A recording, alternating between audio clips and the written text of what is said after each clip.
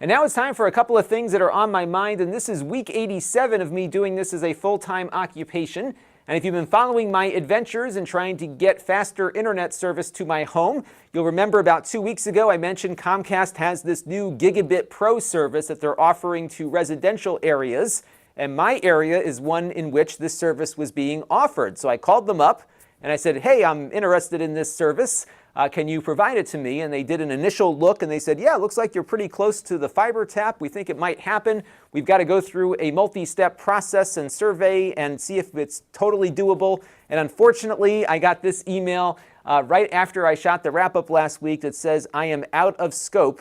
I'm about 19,000 feet away from the nearest tap that they can actually bring me this service through, which means that I am basically stuck with what I've got for a while. And what's so funny is I got a call just out of the blue from their business people about 20 minutes after this email arrived, and I told them what happened with the Gigabit Pro. And what's funny is their business department is so completely detached from residential service that their pricing is not even in the same universe. But the guy says, oh yeah, we got 500 gig service. We can bring that to you. I said, over coax? He's like, oh yeah, we can totally do that. I said, upstream? He's like, yeah, it's upstream. And then he hangs up, he calls me back and says, oh, I made a mistake. It's 500 down. And actually in your area, it's 300 down. And we can only do 12 up, which is exactly what I have now. But the business people wanted to charge me twice what I'm paying on the residential side. So I'm just going to keep the status quo for a while, unfortunately. But it does look like they are trying to bring their new regular coax gigabit service to my neighborhood at some point this year. And the year is quickly ending here, but we'll see if they can get it in before 2019 begins. Now that's a gigabit down, but it's only 35 megabits up. So it's not as fast as this 2 gigabit service would have been on the upstream, but it's still 3 times faster than what I have now. So I'll take it. It's not going to be all that much more expensive on the net, but I've got to wait for it to become available. And until then, we're going to be struggling with our 12 megabit per second upload speed. The other challenge I'm running into right now is that every video that we're uploading on the different platforms we're using is a little bit different. We found on Facebook that if it just starts off with me talking, we're not getting as much viewer retention as we would with a product being shown at the outset.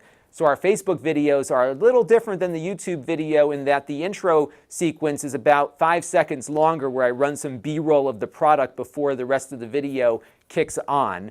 And that is unique to Facebook. YouTube is uploading still with my usual thing.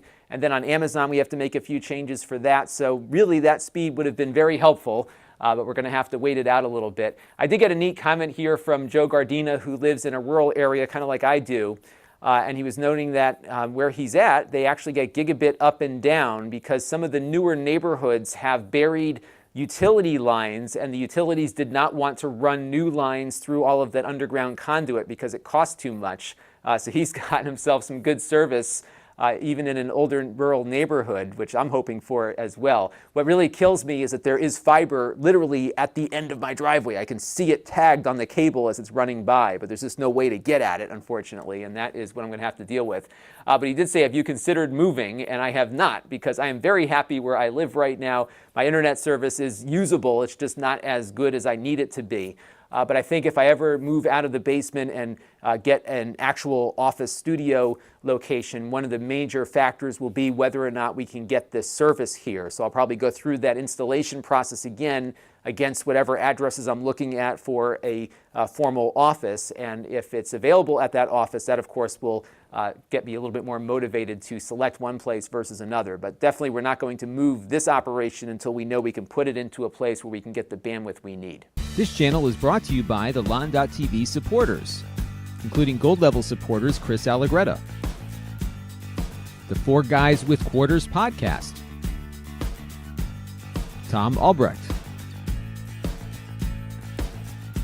Too Much Sauce, Gerard Newberg, and Kalyan Kumar. If you want to help the channel, you can by contributing as little as $1 a month.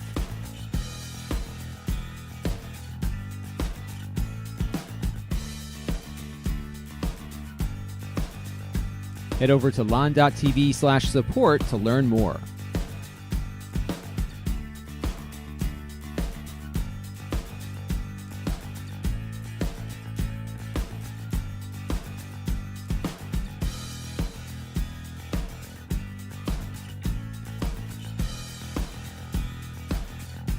And don't forget to subscribe.